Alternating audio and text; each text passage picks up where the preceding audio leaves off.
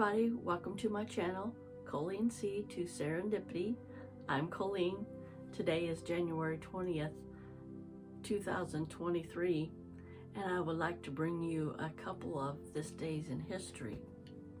On January 20th, 1981, minutes after Ronald Reagan's inauguration as the 40th President of the United States, the 52 U.S. captives held at the U.S. Embassy in Tehran, Iran, are released, ending the 444-day Iran hostage crisis. On November 4th, 1979, the crisis began when militant Iranian students outraged at the U.S. government had allowed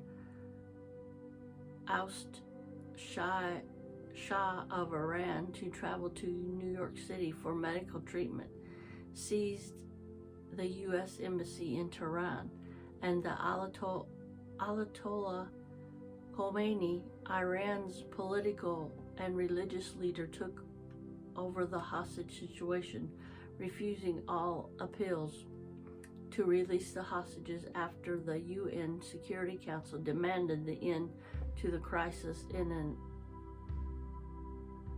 unanimous vote.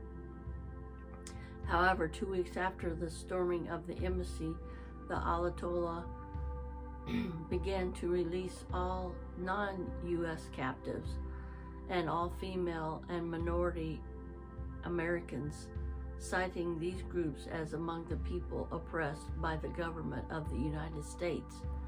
The remaining 52 captives remained at the mercy of the Ayatollah for the next 14 months.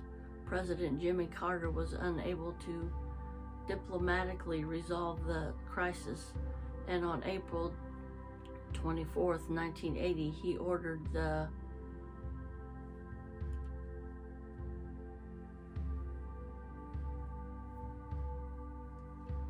disastrous rescue mission, in which 8 military personnel were killed and no hostages rescued.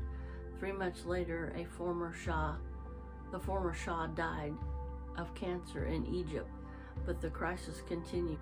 In November 1980, Carter lost the presidential election to Republican Ronald Reagan. Soon after, with the assistance of the Algerian intermediaries, successful negotiation began between the United States and Iran. On the day of Reagan's inauguration, the United States freed almost $8 billion in frozen Iranian assets, and the hostages were released after 444 days. The next day, Jimmy Carter flew to West Germany to greet Americans on their way home. Now for another this day in history.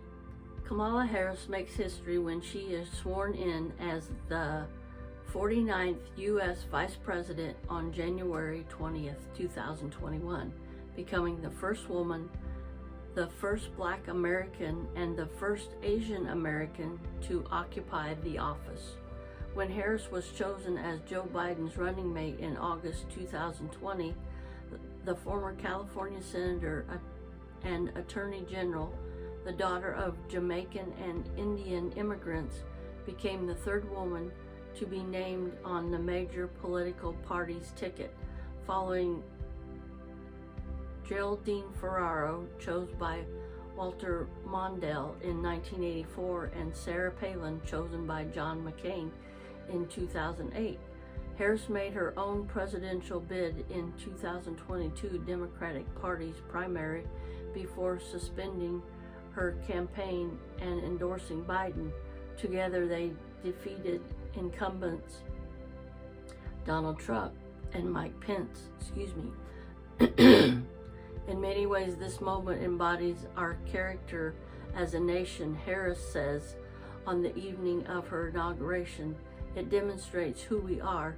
Even in dark times, we not only dream, we do. We not only see what has been, we see what can be.